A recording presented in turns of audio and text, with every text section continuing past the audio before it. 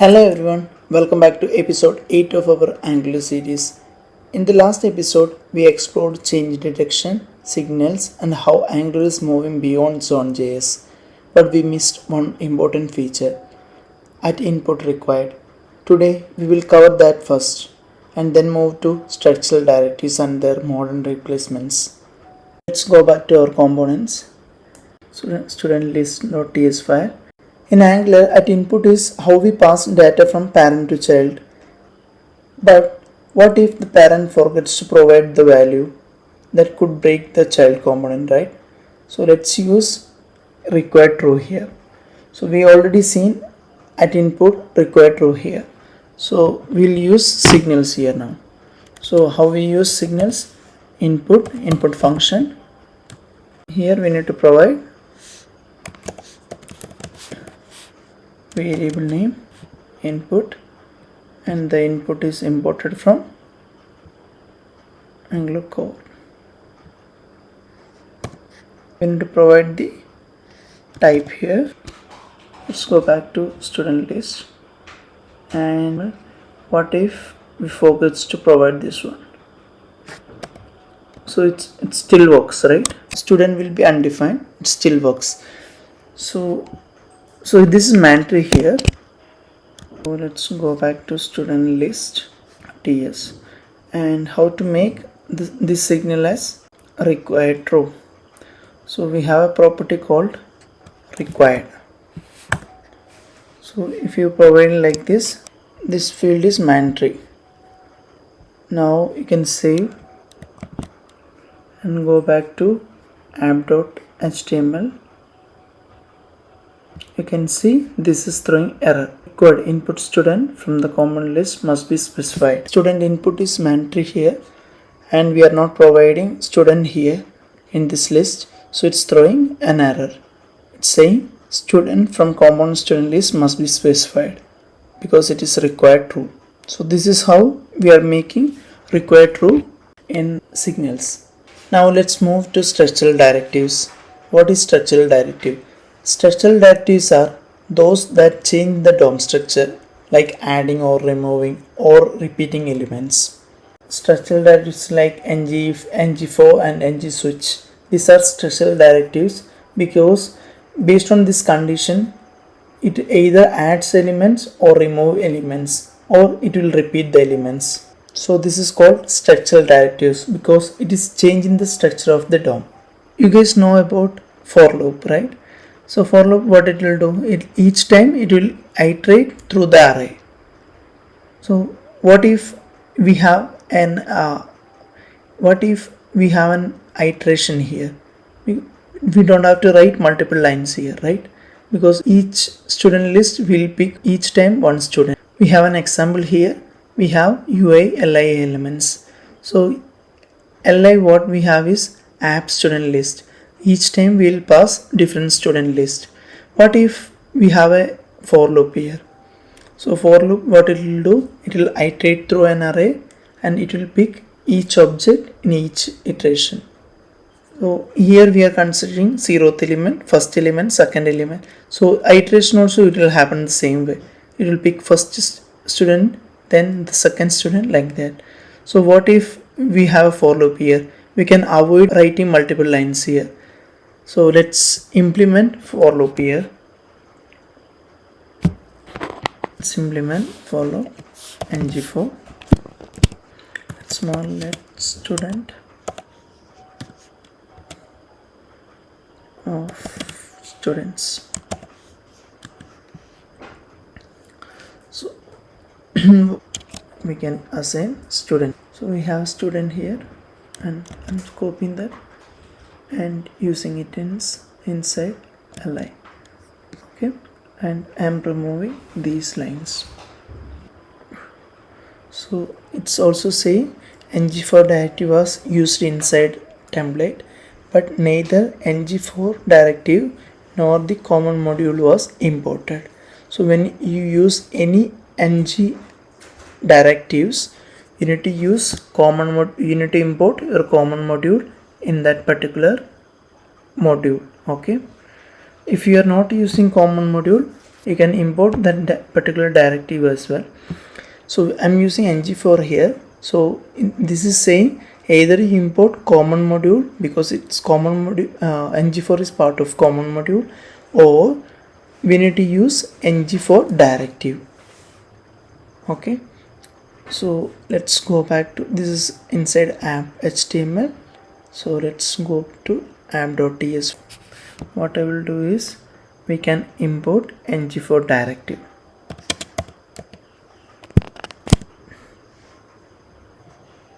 ngFor directive. Okay, I'm saving it. So the error is gone because we imported ngFor. Okay, let's go back to this one, and this is still works. You can see 5 elements here. What is student? Student is an input of type signal. How to read signal value?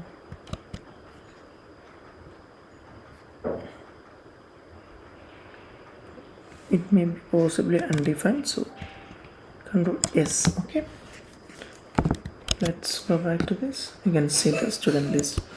There was some small error, so we need to signal how to use. We need to use within brackets, then only we can read the signal value. Okay, now it's proper, and now we can see all the list. So what's happening here? It is iterating through students array, and it is picking each student and binding to student list. If we have n number of students, maybe more than 1000 members, then every time if any edit or any adding or removing will rebind this complete DOM, because so this DOM is completely depends on this ngFor. When there is an edit, it automatically rebinds. Rebind in the sense it will automatically update the DOM structure. So every time if there is any students array change, it will automatically rebind. It will delete the current and it will rebind again. So this is unnecessary checks, because we might be adding one element or two element, or we are editing elements. So to track that, we have a trackBy option. So how to use this trackBy? Big apps, trackBy, and trackBy ID.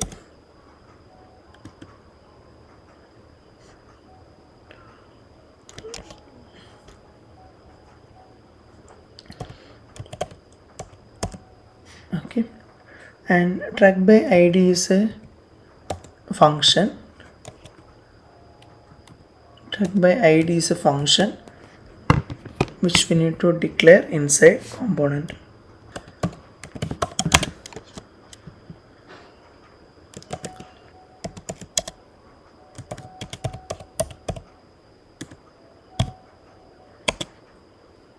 TrackBy function, it should provide in index, then element. So we have an ID, specific ID, so we are passing element.id. So what it will do is, while looping, it will use this trackBy ID to track. Okay, so if there is change to particular student with that trackBy ID, that only rebinds, others will not rebind. This is old way of doing it. We have a new approach called ngFor. ngFor. Same.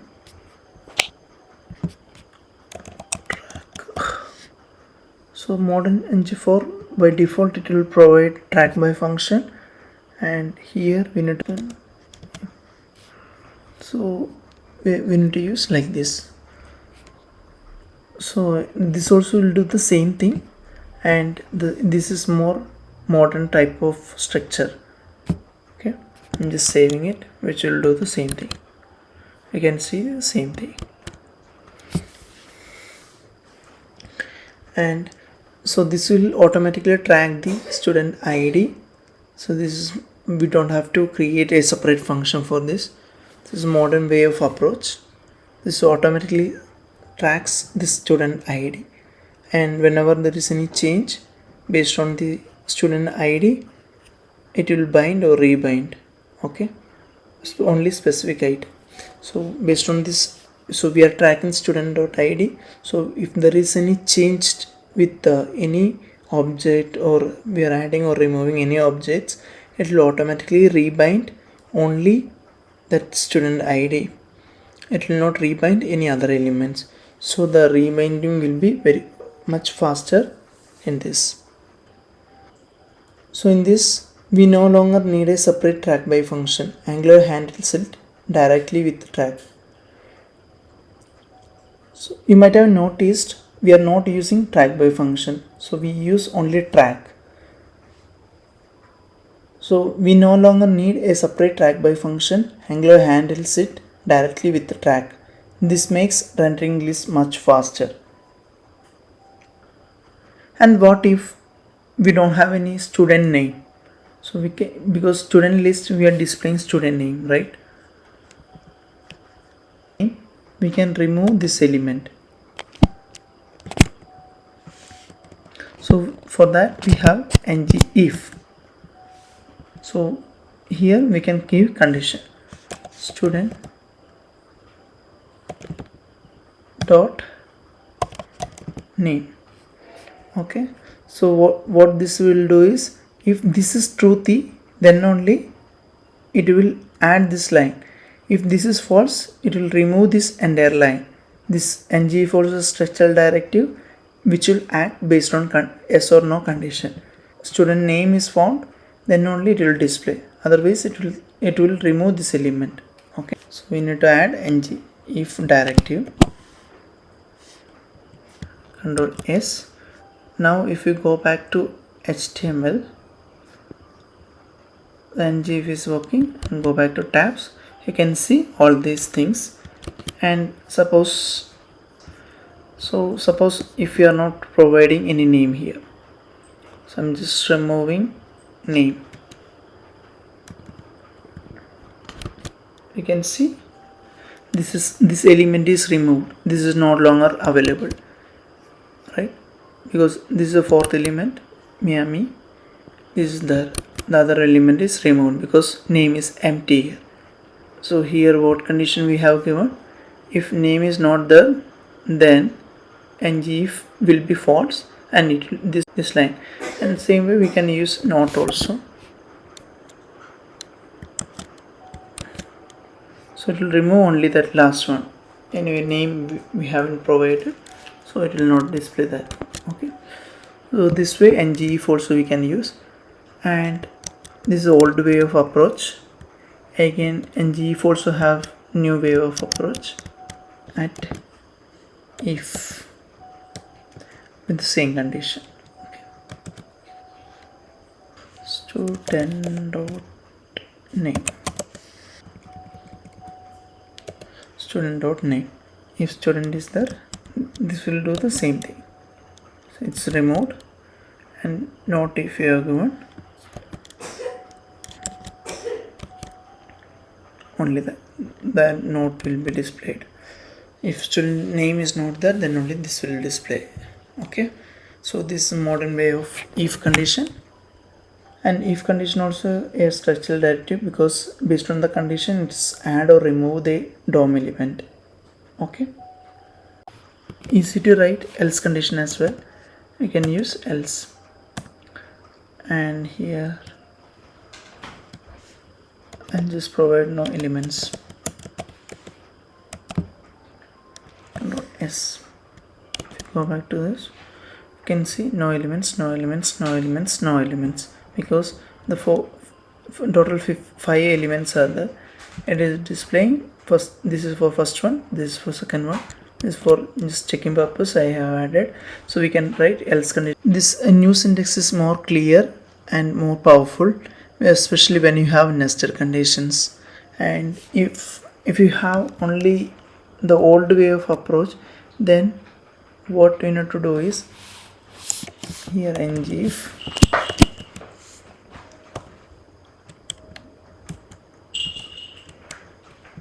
ngIf. So we need to check student name.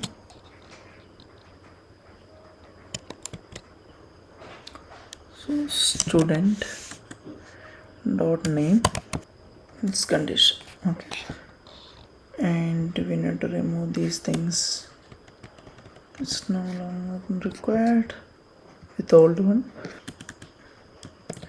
And the template,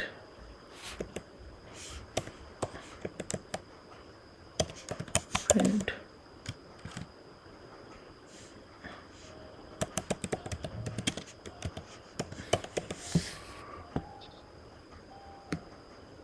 We need to pass.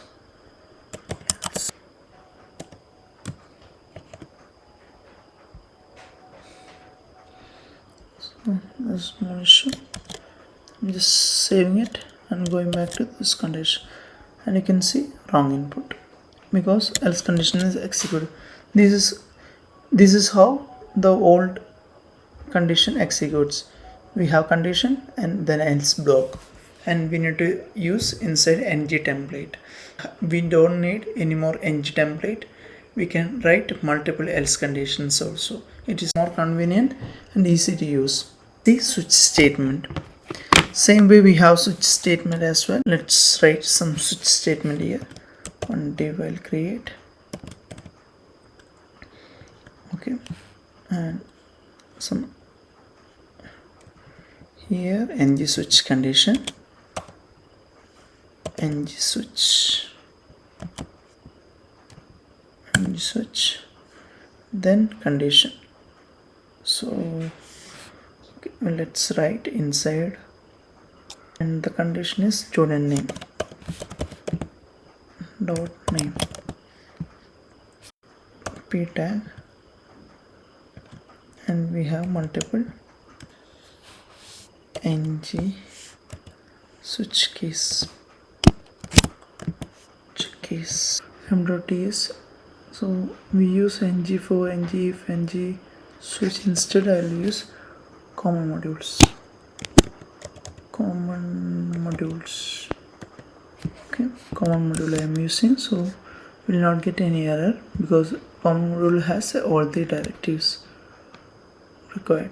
Okay, so I'll go to not me, wrong input, it's me, because this is Nathan, so otherwise not me. Okay, this is how ngSwitch we need to use. So we have ngSwitch with the condition, then star ngSwitch case.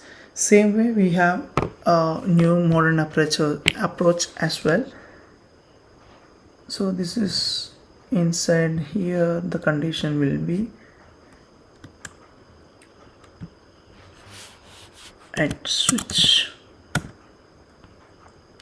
then condition student dot name, then case,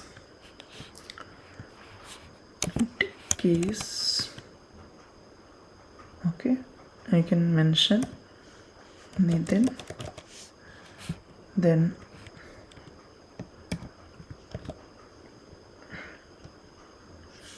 div, it's me.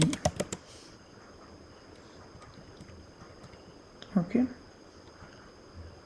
and here you can provide the case, multiple cases you can provide, and default, finally default div, it's not me. So you have multiple statements, and you can see it's not me, and it's me. Okay, the same way. Okay, and this is more cleaner. So if you see both statement, this is more cleaner and readable, right? So this is a new structure Angular introduced. So in this episode we discussed how to use required in signals and also structural directives. So we have if, for and switch statements These are modifying UI DOM called Structural Directives, and the new modern approach how the legacy application works and modern structure. So you need to learn both, right? Because most of the Angular applications running on older versions, because big enterprise applications migration will be very difficult sometimes, so they still running with old versions. So maybe if it is new project, most of the companies are running with older Angular versions still, because migration will be much difficult task and most of the companies will not go for directly. This is not the case, because when you work on any company, they might be using older versions. The migration will not take place every time like straightforward, so it will take longer period and longer components migration as well. Project, if you're using latest version of Angular, you can still go with newer approach, but if you're using older version, definitely you need to learn the older approach as well. So we also discussed why we need to use track inside for loop. In the next episode, we will continue with more advanced signals and intercomponent communication. So don't forget to like, share and subscribe to grow our Angular community. This is Nitin signing off.